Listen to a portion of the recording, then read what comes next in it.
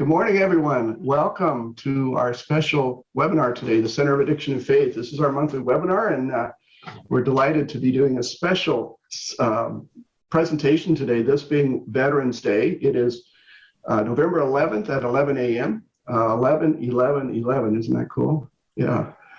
And for Veterans today, we're going to honor the military and talk about some of the challenges some of our veterans face, with particularly with addiction. We're honored to have our special guest today, Major John Donovan. He'll be here to talk about his own recovery and some of the challenges faced by our military veterans, particularly those at risk and suffering from addiction. So John, thanks for being here today. Really appreciate you taking the time. John's out in Palm Springs trying to enjoy vacation, but his is so important to him, he didn't want to miss being here. So thank you for taking a break from your vacation to share your recovery. I'm also welcoming my co-host, Stephanie Werner. Stephanie Werner. Hi, Stephanie. Tim McMahon-King is the usual moderator for this webinar, but Tim is on paternity leave, spending some quality time with his new daughter, Ruth. So congratulations to Tim if you're watching. We miss you and hope you're having a wonderful time with your new baby. Stephanie is our communications director for the Center of Addiction and Faith. She serves on the board, and she has graciously offered to step in and help host this webinar today and keep me out of trouble. So thanks, Stephanie. Thanks for being here. Thank you. So we have over 100 people registered for this webinar from across the country. We'd like to know where you're from today. I invite you to click on the chat button down below. Just tell us your name and where you're from, so we can all get a sense for what a national gathering this is. John's out in Palm Springs and Stephanie is on the East Coast, and I'm in the Midwest. So we got the whole country covered here. My name is Pastor Ed Treat. I'm the founder and CEO of the Center of Addiction and Faith, and we have a mission at the center. We believe faith communities could really do some wonderful work in the area of solving the addiction crisis we're in, but so many of them don't have the tools or even the will to do some work in this area. But it's a terrible crisis, and it's growing worse by the day. And so we need faith communities to step up and help be a part of helping to save some lives out there. People are suffering lives of despair. And when it comes to despair, what's better than faith? And so we know faith plays a huge role in this. So thanks for being here today and being part of the solution to this terrible problem. We'll have a 30-minute discussion following this webinar. I'd like you to join. If you want to join the discussion after we're done here, after this first hour, you need to copy the Zoom link that is in your chat page. Do that now. So later, once this meeting closes, you won't have access to that link. So if you want to join the conversation following the Zoom or following the webinar, please capture that link right now and save it somewhere.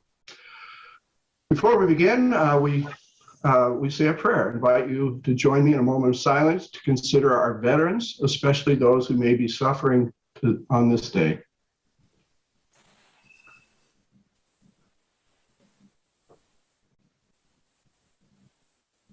God, we ask that you would let every veteran of our nation's armed forces feel truly and appropriately honored by the attention and appreciation of their fellow citizens. Let no one feel forgotten or neglected. Let every man and woman, young or old, feel the deep and enduring gratitude of our nation.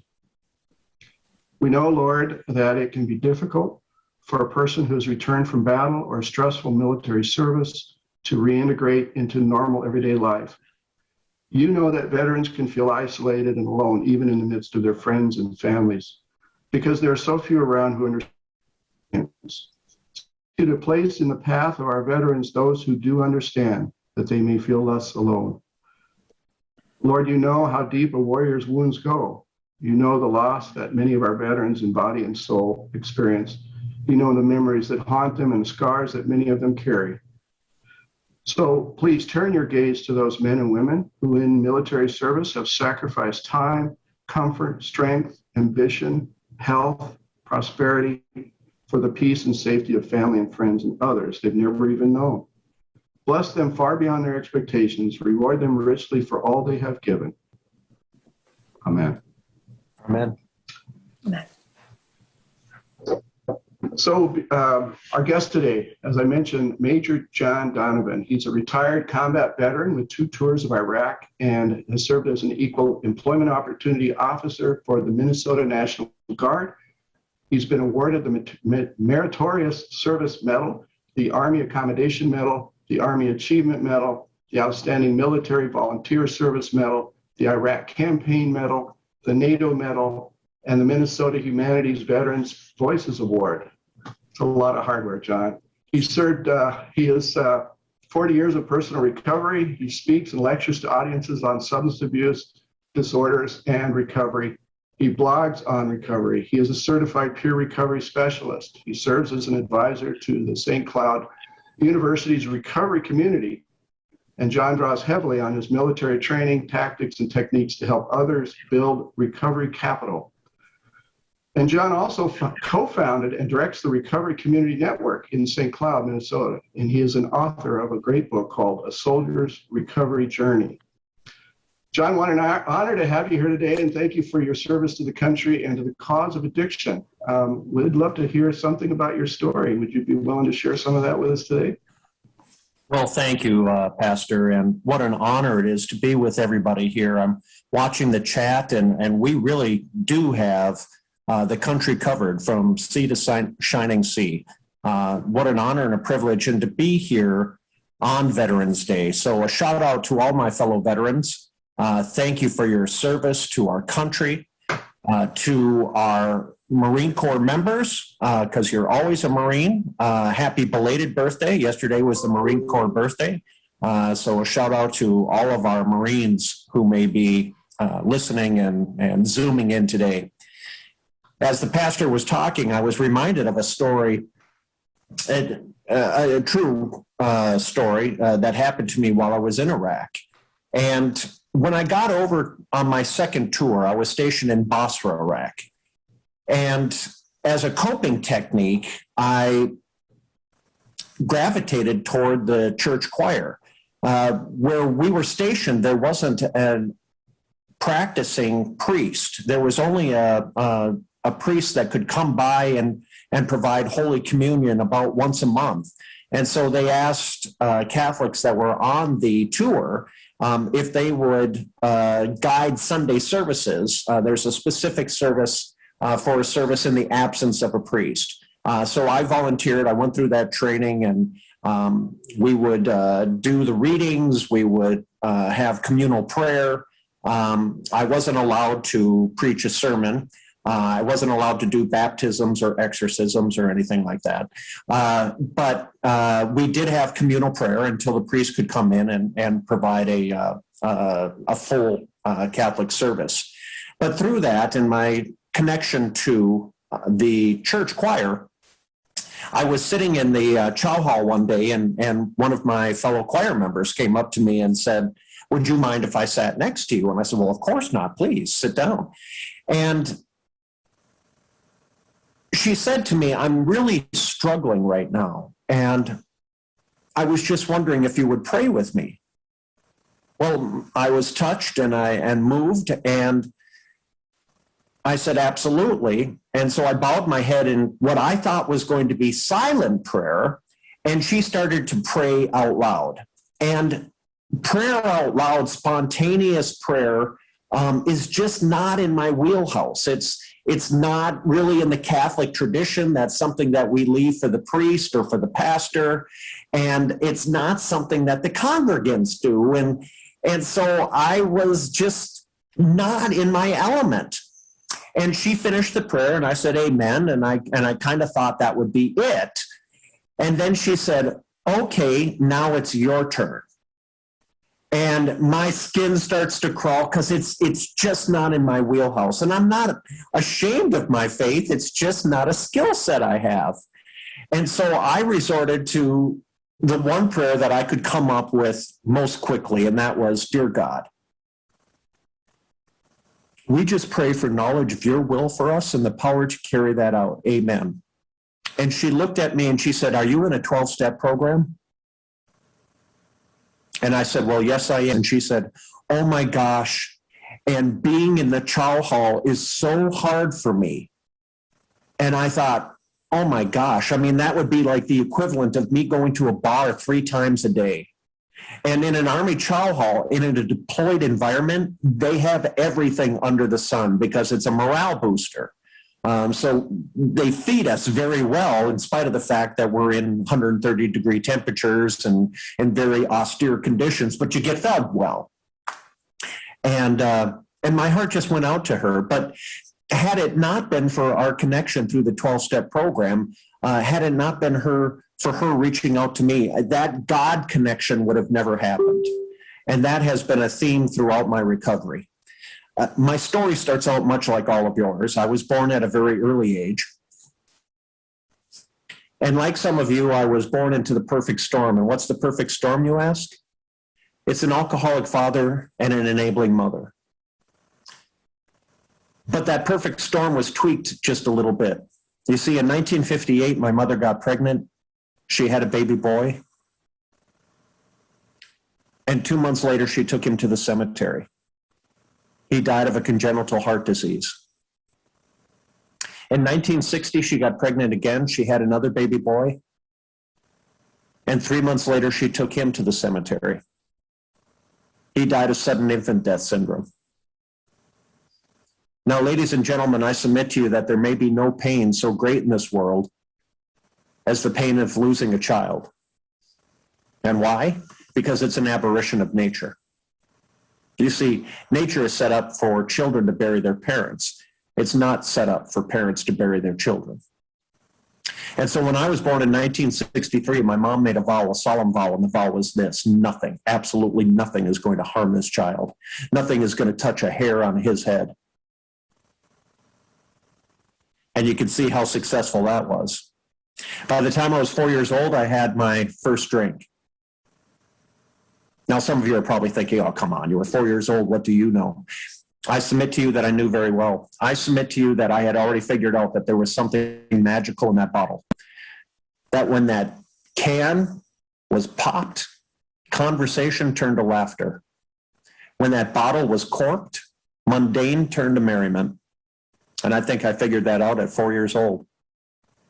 It was Thanksgiving. My mother had set up the Thanksgiving dining room table and set little glasses around at each of the place settings, and then went into the other room to watch the Detroit Lions get beat by somebody.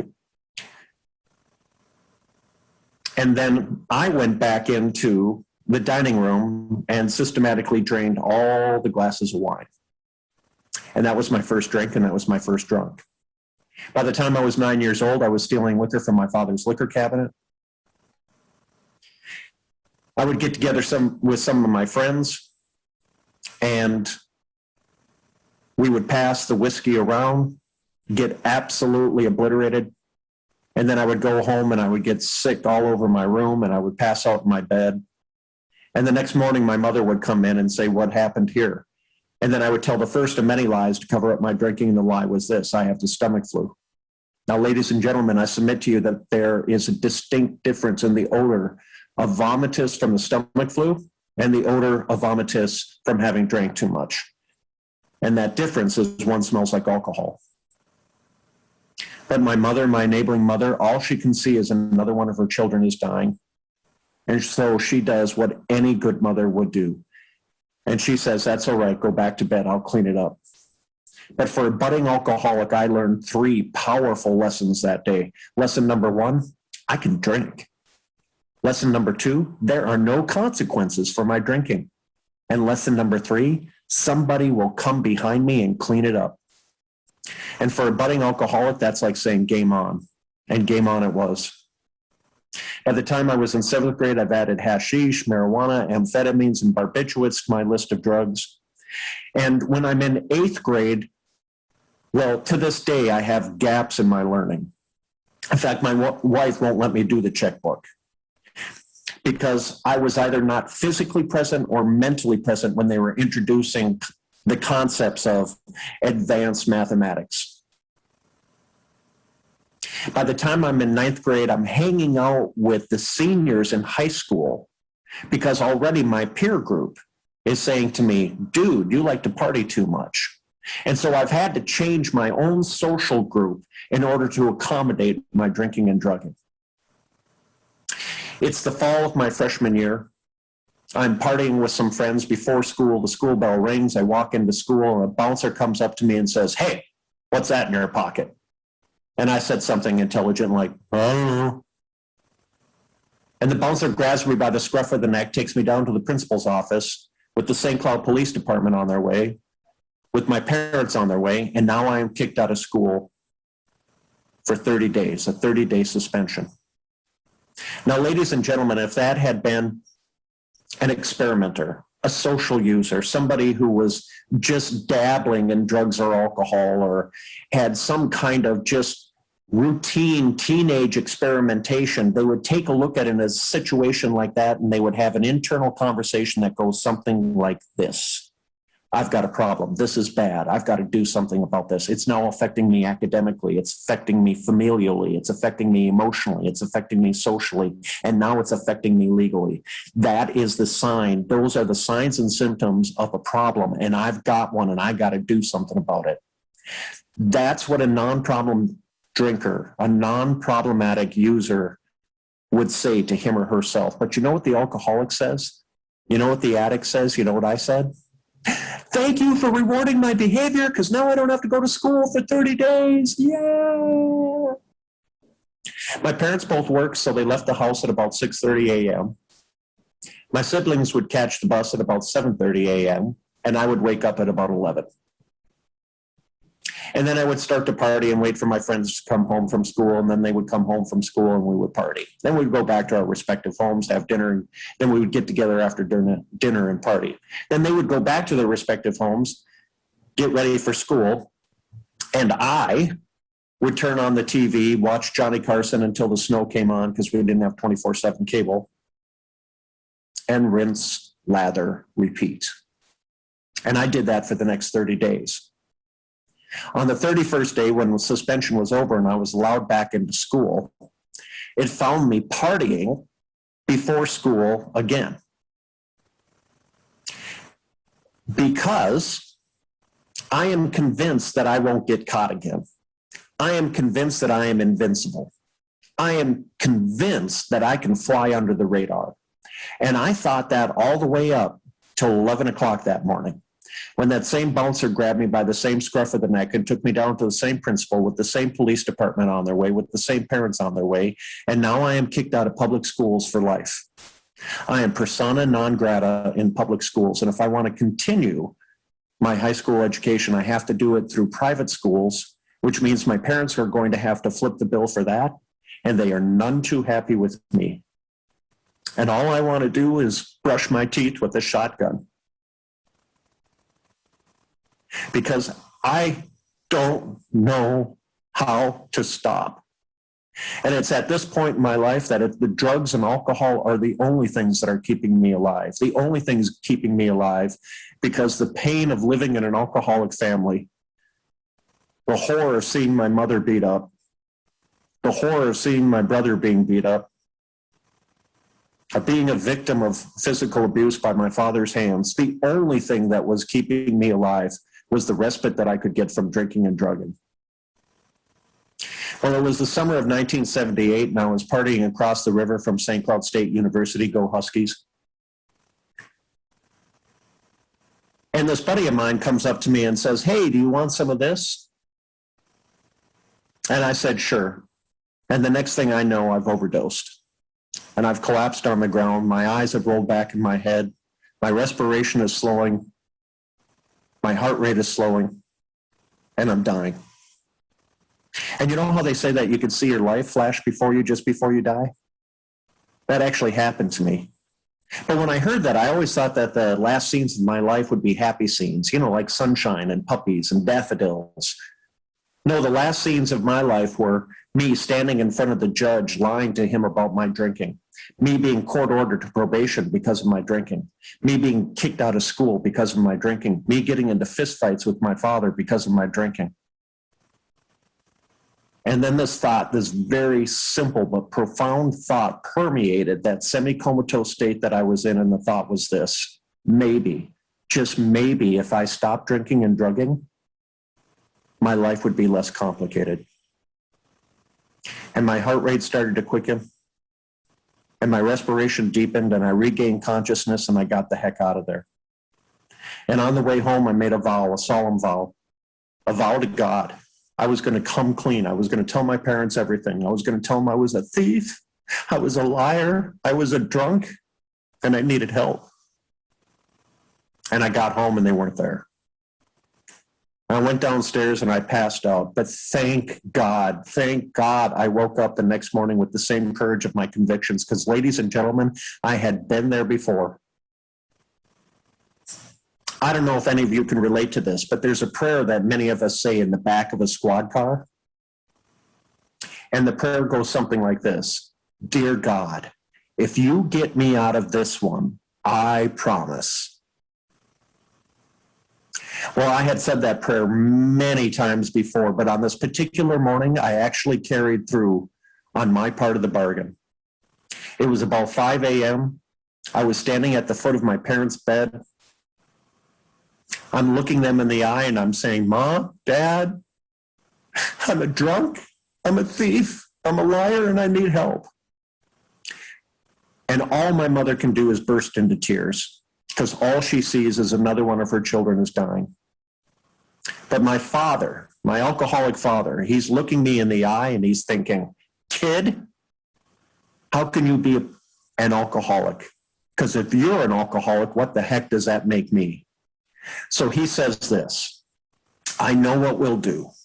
We'll send you to the seminary at St. John's, because God knows we don't have any alcoholic priests. Now, I hadn't been sober much more than 6 hours, but I quickly figured out that these two weren't going to be much help to me on my road to recovery. So I waited till about 8 a.m., and I pedaled my butt over to my probation officer's office. And I told her the same thing. And she said, I know. And I said, you know? How do you know? Because I thought I was really good at hiding it. And she said, you know that garage where you and your buddies would get together on the mornings and get high before school? Yeah. You know that garage where you and your buddies would get together after school and party? Yeah. You know that garage where you and your buddies would gather at on the weekends to decide where you're going to go party? Yeah. She said, it's my garage. I said, it's your garage. Why didn't you tell the judge? You could have had me thrown in Red Wing. She said, you weren't ready, but I think you're ready now. And so in June of 1978, I went to my very first meeting, and oh gosh, was I scared. I went to the Thursday night young people meeting, and they were so old. They had to be 20 or 25. And I walked in there and somebody came up to me and said, hey kid, you must be new here. And I thought, oh no, they read minds. Then somebody came up to me and said, hey kid, would you like a cigarette? And I said, well, sir, I don't smoke cigarettes, but if you think it would help, I'd be willing to try. He said, yeah, kid, it'll help. So thank you. I started smoking cigarettes. Then somebody came up to me and said, hey kid, would you like a cup of coffee to go with that cigarette? And I said, well, sir, I don't smoke, I don't drink coffee, but if you think it would help, I'd be willing to try. He said, yeah, kid, it'll help. So thanks, started drinking coffee. Now, I don't smoke anymore, but I'm still drinking coffee like a fiend. And then they didn't ask anything else of me. When we went around the table to introduce ourselves, I introduced myself as Pass. And nobody said anything. Nobody blamed me. Nobody shamed me. Nobody got in my grill. Nobody confronted me. Nobody played archaeology of the mind with me. They just said, keep coming back. And then when the meeting was over, somebody came up to me and said, hey, kid, some of us go out for coffee afterwards. Would you like to go? And I said, well, yes, I would, because I just started drinking coffee and I love coffee. And then they took me out to Perkins and bought me a coffee and a cup and a sandwich. It was maybe a $5 investment, but it was the most profound investment that anybody had made in my life up until that point. You see, 48 hours before that meeting, I was hanging out with a group of people that if I'd put my wallet on the table and turned my back, that wallet would have been gone. And 48 hours hence, I was hanging out with a group of people that were saying, hey, kid, you feel like drinking, you give me a call. Hey, kid, you want to go to a meeting? You call me and I'll pick you up. Hey, kid, you want to go to a meeting and there isn't one going on? We'll go to a 24/7 coffee shop and we'll have a meeting there. That was the quality of people I met in my first meeting. But there was a fatal flaw in my program. And the fatal flaw was this. I was on the 111 plan. What's the 111 plan, you ask? It's one meeting once a week for 1 hour. You see, ladies and gentlemen, I believe that I have a disease that is 100% fatal. It's a chronic disease, meaning that there's no cure for it. It can only be arrested. And I really thought that I could arrest this disease on the 111 plan. It was the 4th of July, our nation's birthday. I had 2 whole weeks of sobriety. And a friend of mine comes into town and says, hey, you want to get high? And I thought, well, I've been to 2 whole meetings, right? I mean, under those circumstances, you can have one. I'm armed with 2 whole hours of education. I can have one. And I thought that at 11 o'clock that morning. By 11 o'clock that evening, I was going through garbage cans on the southeast side of St. Cloud looking for little bits of backwash beer that people might have thrown away from the fireworks display. I found out just how cunning, baffling, and powerful alcohol was that evening. I slipped. I said, it's okay, kid. You want a cigarette? No, I got my own. And then they didn't say anything else. Again, nobody confronted me. Nobody shamed me. Nobody blamed me. They just said, keep coming back until the miracle happens. But there was another fatal flaw in my program. And the fatal flaw was this. I wasn't willing to give up the faces and the places. You see, I was 15 years old. I didn't think I had to be as dedicated as you were. I didn't think I had to be as earnest and committed as you were because I was 15. I mean, at 15, you could take shortcuts, right? Right. And so 2 weeks later, I'm right back at that park where I OD'd. Now, that should have been the first red flag, right? Places to avoid in sobriety. Where you OD'd? No, I'm right back there. And I have convinced myself that I can drink Coca-Cola while everybody around me is drinking beer and getting high. And that lasted for 1 hour. And then another friend came up to me and said, hey, do you want some of this? And I have what I describe as an out-of-body experience. I see this man standing next to this kid screaming at him, leave, go. And I see this kid just absolutely powerless, reaching forward again. And I brought it to my lips and I relapsed one more time. But this time I threw it on the ground. I got the hell out of there. I pedaled my butt back home.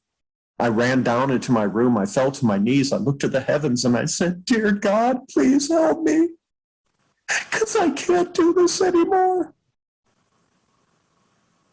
And like a fever leaving my body, I felt the obsession and craving for drugs and alcohol dissipate. That was 43 years ago, and I haven't had a drink or drug since. But that was just the beginning. I went back into my probation officer's office and I said, I've been going for a month now, and I'm only sober 1 day. I don't think I'm doing this right. And she said, have you ever heard of treatment? And I said, yeah, some of the guys have talked about it. And she said, good, I want you to go. And for the first time in my life, I was willing to follow direction. And I went into the 30-day program. And when I got out, I got right into the middle of it. And what's the middle of ask? It's going to the meeting early to have a meeting, then staying for the meeting, then having a meeting after the meeting. Now that's important, so I'm going to say it again. It's going to the meeting early to have a meeting, then staying for the meeting, then having the meeting after the meeting. It's the person who reads the 5th chapter. It's the person who is the meter greeter. It's the person who makes the coffee. It's the person who puts out the literature. And why do you want to be in the middle? Because it's the safest place to be. See, if you're in the middle, you can't fall off the edge. And then they told me, you need to get a sponsor. So I asked this guy to be my sponsor. He said, sure. Then my next question was, well, how many meetings a week should I go to? And he said, well, how many days a week did you party? And I said, well, I partied every day. He said, well, there's your answer, Sherlock. So for my first 365 days of sobriety, I went to 365 meetings. And then they told me I had to get into reading the big book and working the 12 steps. And through the miracle of working the 12 steps, you know, that high school that kicked me out for life, they actually invited me back. And I was able to finish my high school education. And I actually got a high school diploma. And then I was accepted into college, St. Cloud State University, go Huskies. And while I was on college, I started the very first meeting at St. Cloud State University. We called the group Students Enjoying Sobriety, and we met weekly, in addition to the other meetings I was going to, but we actually had a meeting on campus, and it was frequented by students, faculty, and staff. In the classroom, they were Dr. So-and-so and Professor so-and-so, but in the meeting, they were just Ralph and Jack and Susie. And after 4 years at St. Cloud State University, I came to that point in my life that we've all reached. What the heck am I going to do when I grow up?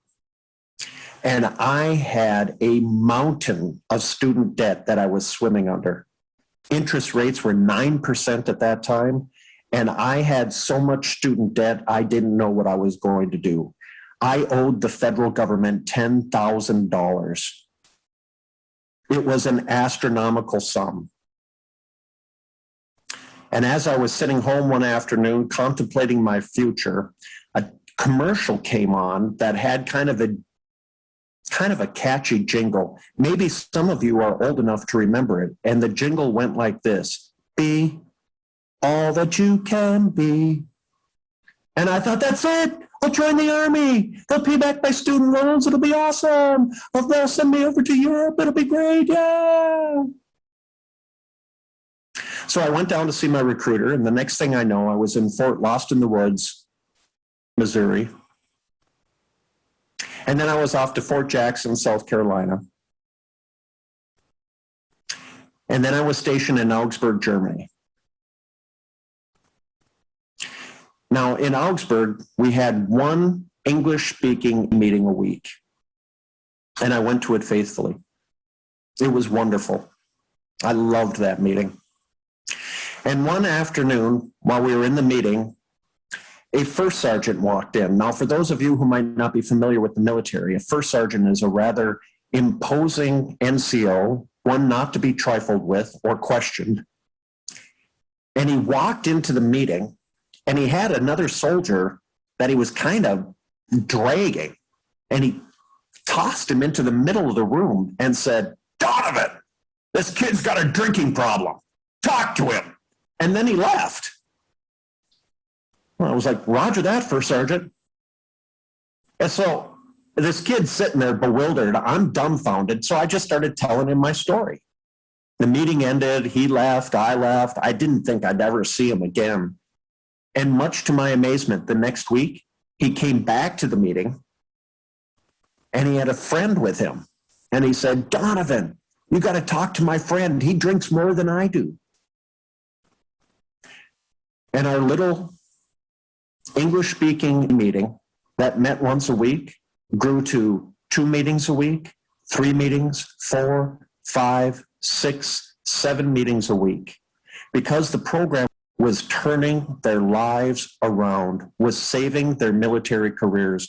But to understand that, let's go back to the year 1934, because there's a drunk in a hospital in New York that the medical community has written off. This is his 3rd hospitalization, and they just kind of figure he's going to die an alcoholic death. And his wife, well, she probably would have divorced him. But in the 1930s, divorce was pretty risque. But there was a lot more honor and prestige in being a widow. So she's probably just waiting for him to die. It's December 11th, 1934. And he has a spiritual experience. He feels the presence of God in his room, like a warm wind blowing through.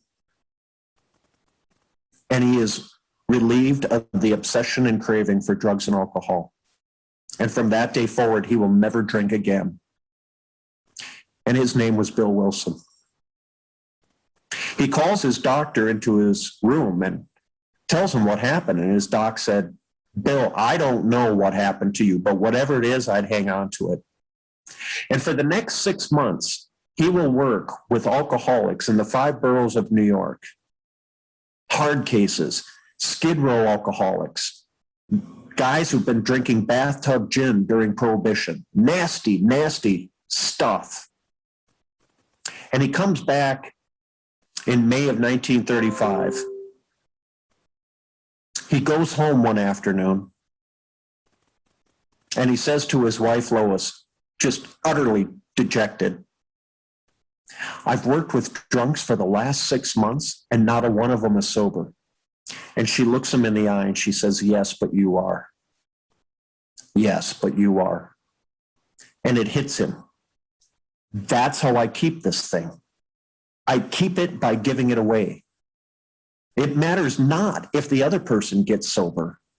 Just by giving it away, I stay sober.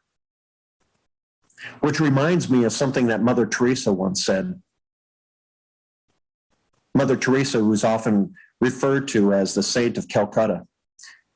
One of her volunteers said to her one day, Mother Teresa, how can you continue to work with the impoverished, the poverty, the death and dying all around you? And she said, oh, darling, I was called to serve. I wasn't called to succeed. I was called to serve. Well, armed with this insight that he keeps his sobriety by giving it away, Bill goes out to Akron, Ohio on a business deal. The business deal goes belly up. His fellow investors abandon him. I mean, they leave him physically and they leave him with the hotel bill. And he is utterly depressed and he's thinking about drinking again. And he thinks to himself, I need to talk to another alcoholic. There's a directory of churches in the hotel lobby, and he will make 9 phone calls in search of another alcoholic. Can you imagine what that conversation sounded like in the 1930s? Hi, my name is Bill and I'm an alcoholic, and I was just wondering if there's an alcoholic in your clique. Hi, my name is Bill. I'm an alcoholic at clique. Hi, my name is William, and I'm wondering if somebody in your congregation might have a drink clique. He makes that phone call 9 times before he reaches a woman by the name of Henrietta Sieberling. And Henrietta says, yes, we have somebody in our congregation who has a drinking problem. But he's so drunk right now, why don't you come by tomorrow? And just having an appointment to talk to another drunk gives him enough courage to hang on for one more day. And the next day, he'll go meet a guy by the name of Dr. Bob Smith. And through their connection, the program, the 12-step program, will be born. Well, that's what these guys in Augsburg, Germany found out, that they keep this program, they keep their sobriety by giving it away, by being of service. And that's how our little meeting grew from 1 meeting a week to 7 meetings a week. Well, fast forward to the year 2007, and I came down on orders for Iraq. Now, I had been stationed in Germany. I had been on a peacekeeping mission with NATO to Bosnia-Herzegovina, but I'd never been to an active combat zone before. And frankly, I was a little bit frightened. As the C-130 is circling over the runway, I'm thinking, what'll happen to me if I'm wounded? What'll happen to me if I'm killed? Will my family be taken care of? And all these thoughts are flooding through my mind as the C-130 sets down on the runway. I step out of the plane and I'm looking around to orient myself. And I see a church steeple in the distance. And I thought, before I do anything, before I check in with my CEO, before I get my assignment, before I get my quarters, I am just going to go over to that church and say a prayer of gratitude. Dear God, thank you for getting me here safely. And I walked into the church and my eyes fell on the bulletin board.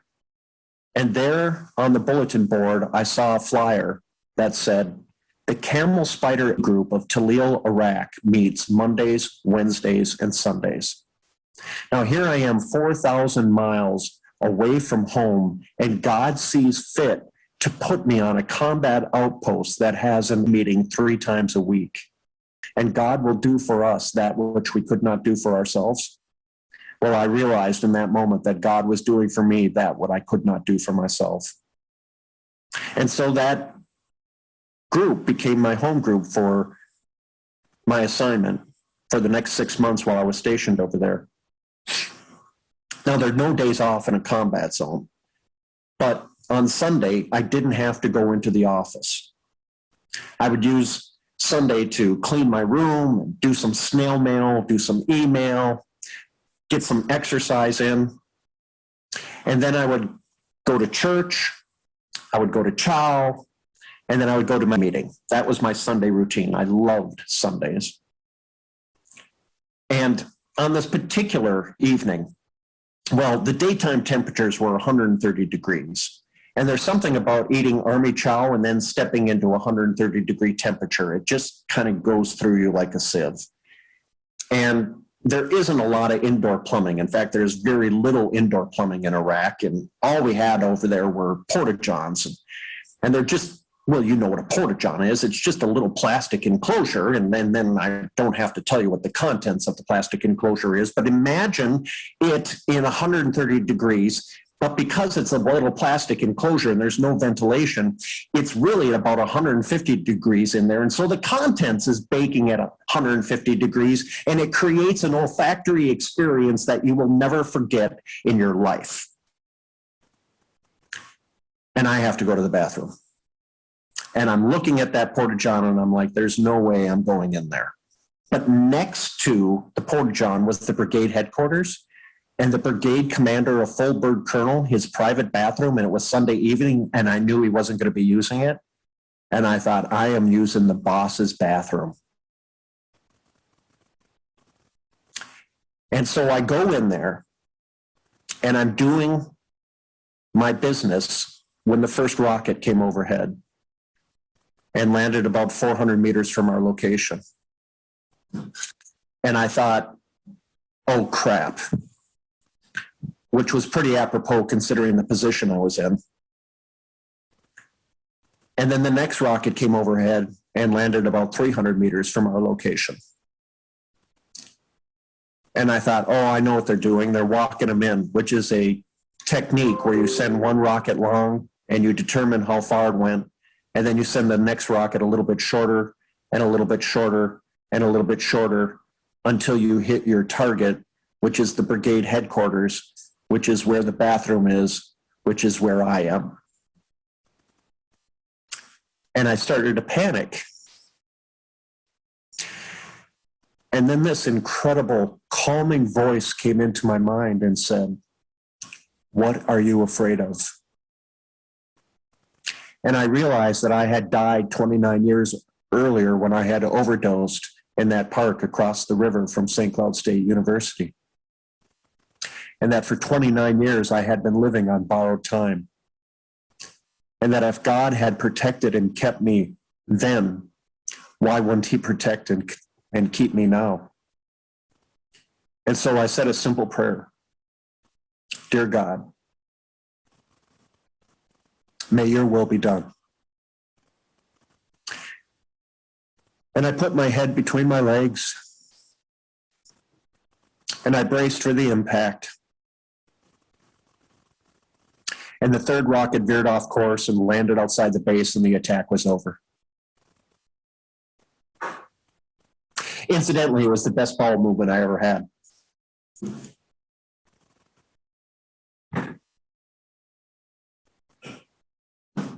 The next morning, I was walking to work, and my boss came up to me and said, hey, John, how was your meeting last night? I said, oh, come on, boss. You know, we had a rocket attack. We had to call the meeting off. And he said, wow, I'll bet that's the first time you ever got bombed on your way to a meeting. You can't make this stuff up. 2 years later, I came down on orders to go back to Iraq. And this time, I was stationed in Basra, Iraq. Now, for any of you who are biblical historians, you know that Basra, Iraq is believed to be the original Garden of Eden because it's where the Tigris and the Euphrates rivers intersected. And when I got there, we weren't fortunate enough to have a meeting. So I went up to the chaplain and I said, "Chaplain, or people who have a drinking problem, well, I'd be more than happy to talk to them." And he said, "Yeah, John, I got it." I said, "Okay." Well, about 2 weeks later, I saw him again and said, "Hey, chaplain, I just wanted to remind you." And he said, yeah, John, I got it. Okay. And about 3-4 days later, I went up to him and I said, "Hey, chaplain, just in case it," and he's like, "No, John, I got it. And I'm like, "Whoa, chaplain, I'm cut back on the caffeine a little bit." He said, "Okay, my trailer, 8:00 Sunday evening." So Sunday evening rolls around, I go to his trailer, I walk in, and there's about a half dozen other people there. And he said, "Okay, you're all in, and I haven't wanted to break your anonymity. And you've all been coming up to me individually asking about starting a meeting. Now, would you have your darn meeting and leave me alone?" Now, truth be known, he was a huge advocate of the 12-step program, an ally of recovery, and also a member of Al-Anon.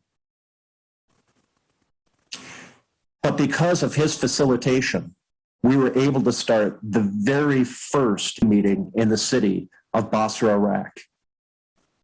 And so our first piece of business was to come up with a name for the group. And of course, we had to name it the Eden Group. Now, I don't know if that meeting is still going on today, but I know for 9 months it kept 6 drunks sober. You know, in World War I and World War II and Korea, there were thousands of GIs who said to themselves, "I can't imagine going to a combat zone without being able to drink." And today, hundreds of GIs like myself are saying, "I can't imagine going to a combat zone without the program."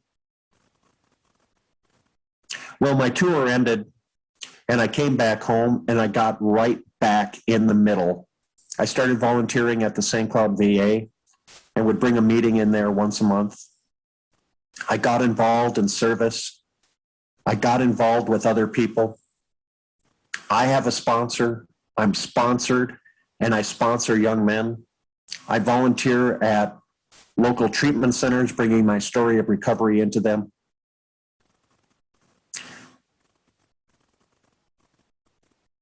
And one of the things that I have found that is so helpful in working with our men and women who have a military background, who have served in the armed forces, is impressing upon them task and purpose. Task and purpose.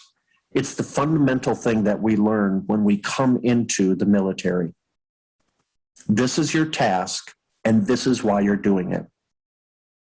And with those two things, a soldier, a Marine, an airman, a sailor can accomplish amazing things. We don't tell them how to do it. We tell them what to do and then let them use their own imaginations and initiative to get it done. As pastors, as priests, as ministers, as rabbis, as members of the faith community, you can do the same with the men and women that you're working with. To call upon them to serve, because that's why they stepped up to the plate in the first place. These are men and women who want to serve. They want to be involved in something bigger than themselves. Get them involved in helping others. To illustrate, I came across a person that I served with. Now, when I was a captain, this gentleman retired, and he was a sergeant major, an E9. Now, that might not mean anything to some of you, but for those of you who are familiar with the military, an E9 is the highest enlisted rank that you can achieve. It's an amazing accomplishment for somebody who served in the military. And I saw him in his retirement. I'm still wearing the uniform. And I said to him, Sergeant Major, how's your retirement going? Now, it's been about 10 years since I've seen him. And he says, it's great. I'm sober 5 years. I'm like, sober 5 years? Sergeant Major, I didn't even know you drank. He said, I didn't.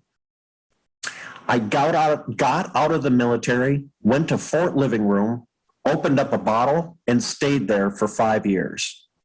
Stayed there for 5 years. Now, ladies and gentlemen, note, he got out of the military. What did he lose in doing that? His task and his purpose. He no longer had a reason to get up in the morning. He was all about service, and he didn't have a way to express that anymore. And then he started to drink. And then the drink took a drink. And then the drink took a man. 5 years later, he goes to the VA program in St. Cloud, goes through their RRTP program, and gets out and starts going to Smart Recovery. A Smart Recovery facilitator said to him, hey, you've got a background in leadership. How would you like to lead a Smart Recovery program? Boom. He was on it and all over it like spots on dice, like white on rice. Sober 5 years. He found a task and he found a purpose. And like Mother Teresa reminds us, because we're called to serve. And as another book I like to read reminds me, to those that are much given, that much has been given, much will be asked. Ladies and gentlemen, thank you for your time and attention this morning.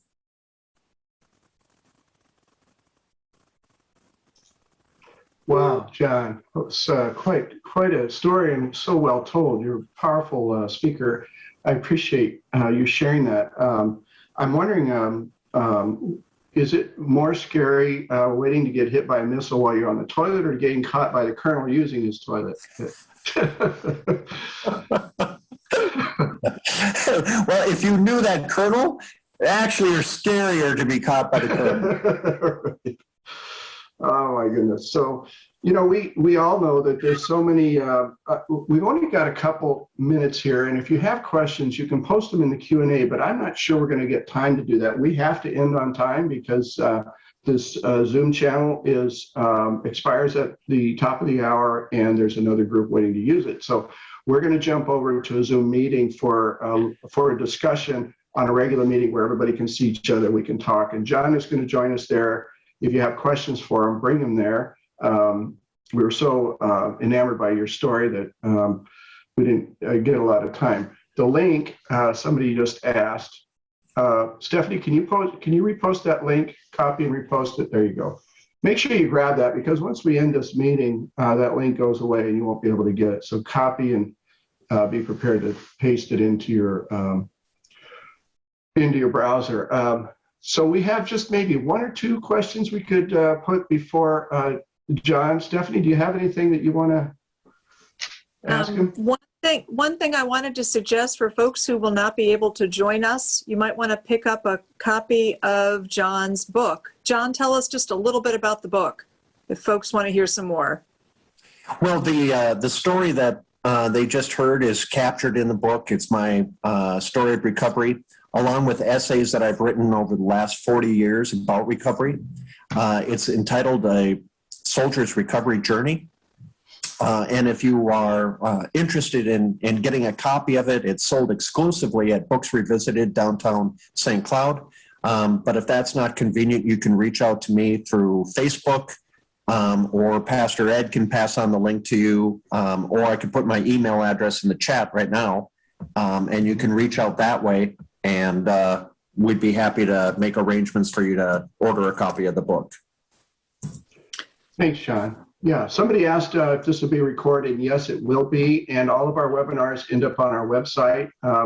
It's a little challenging to find. The best way to find it is on our downloadable smartphone app. Once we get it edited, it'll be on the smartphone app and there'll be a direct link to it. And we post these on our YouTube channel as well. So it'll all be there. It just takes us a couple of days to get it processed and posted.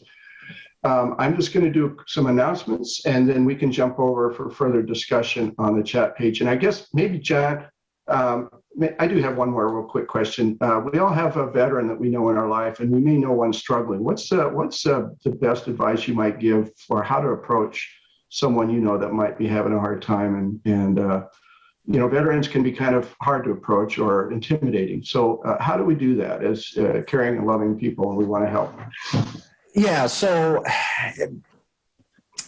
just real quickly, because we don't have a lot of time, but I'm happy to field that again in the chat afterwards. You know, just basically giving them the space to tell their story. You don't ask, you know, did you have to kill somebody, or you know, did you come across, you know, terrible, awful things, because those memories can be very haunting. Soldiers suffer a lot from what they call moral injury.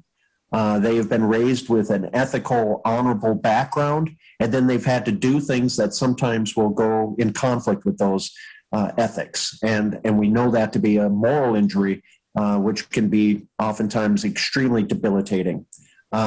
So just to give them the space to provide those answers. Real quickly, I know I sought out one of my favorite pastors, Pastor D. Peterson, now Bishop D. Peterson, and I was in a very dark space, and I asked her, you know, Pastor, can you help me? And one of the things that she said was, she was reminded of a writing by St. Paul that said, when I'm at my weakest, I'm at my strongest. And it reminded me that I was trying to do something with my own human power, but I could call upon God's power. And that was revelatory for me and helped me through a very dark spot. Yeah, thank you. Good. Well, I look forward to the conversation following. Thank you, Major John and Stephanie for co-hosting with me, and appreciate having you here with us. Next October, we just had a great conference, successful conference. Lots of incredible speakers. It was just really another mountaintop. So we're planning our next one for October 13th, 14th, and 15th at the Doubletree in Bloomington once again. So mark those on your calendar. Our smartphone app is really impressive. I have to admit, it's really chock full of great resources like these webinars and our podcasts and so many other things. So go to your app store. It's free. It's full of resources. Just look for Center of Addiction and Faith, and you can download it and access everything we do there. There's some great 12-step meetings that we host. If you're clergy, there's a noon Thursday clergy only. That's going to be starting here in about 1 minute. If you're clergy, you can attend that. There's a great Sunday night, 7 p.m. meeting, and there's a 7 p.m. Wednesday night meeting. And what's so great about these 12-step meetings is they're attended by clergy and lay leaders in the church, and they speak the language of recovery and of their faith. And so it adds richness to the sharing that you don't find typically in a 12-step meeting. There's a whole lot we want to do with this ministry. The opportunities are endless. We're only restricted by our resources, and right now we are limited in our resources. We need help. We need your support. So I put in a link to the donate page. If you're in a place where you can donate, be generous. Please help us to continue to offer programs like this one.